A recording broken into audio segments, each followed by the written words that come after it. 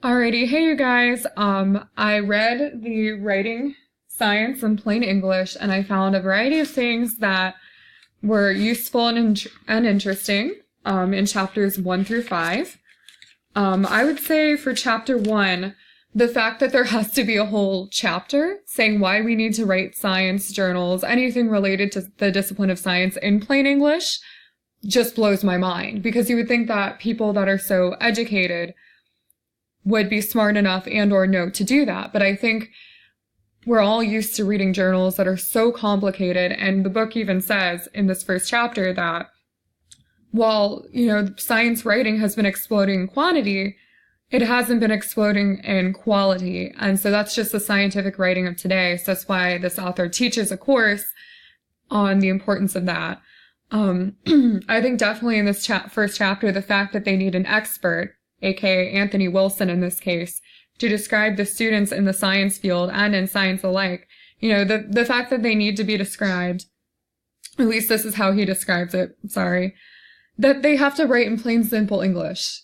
So this expert is quoted that they saying that they need to write in plain, simple English, and the fact that that has to be put in quotes, like they got this from a source. People should just know that. And I think it was crazy that, people don't know that. And I think people are so hung up on writing big flowery words that they don't see the importance to write in a way where people can understand this. All this knowledge just shouldn't be held by the scientists. People need to be able to understand it, such as lawmakers who make decisions.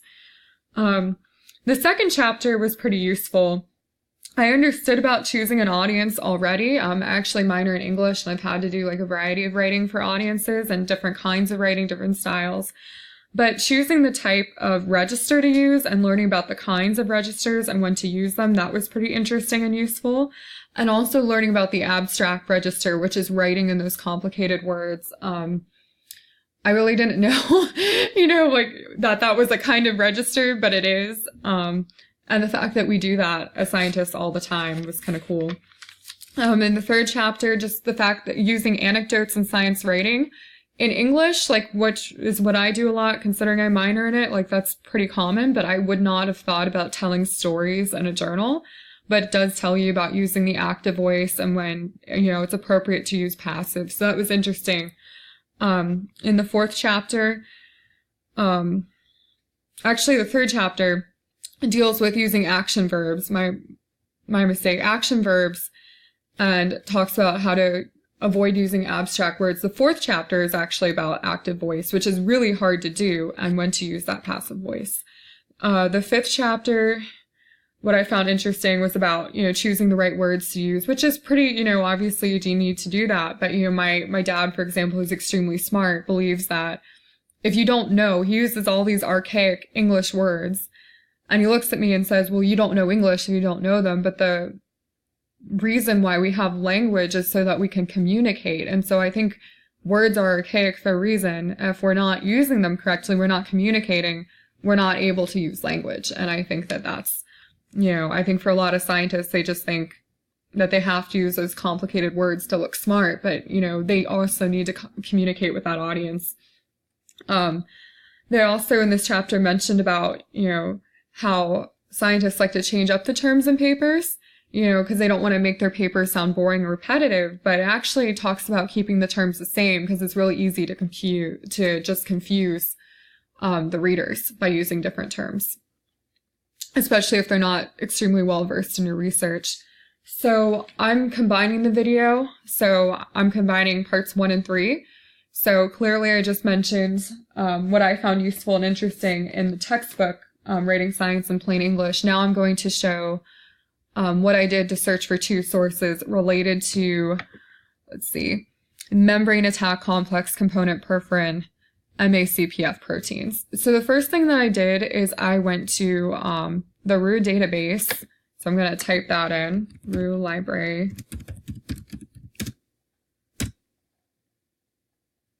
And I clicked on journals and databases. Let's see if it's going to let me in here. All right, I'm going to try something different real quick.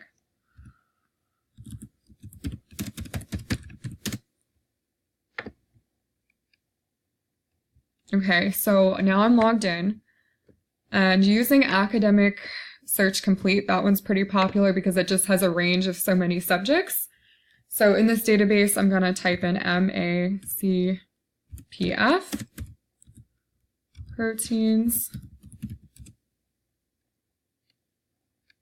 And I already come up with some articles, so we had to find 2. So scrolling down, let's see. Let me look up and see if anything.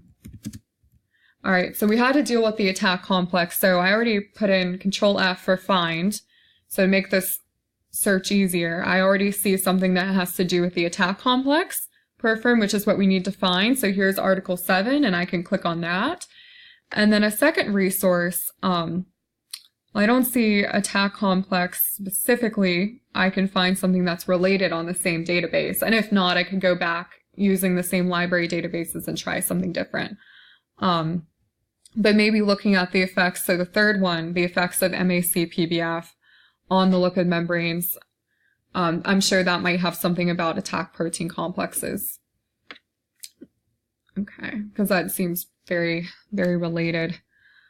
Because what I want to say is that these attack proteins would be attacking the membranes.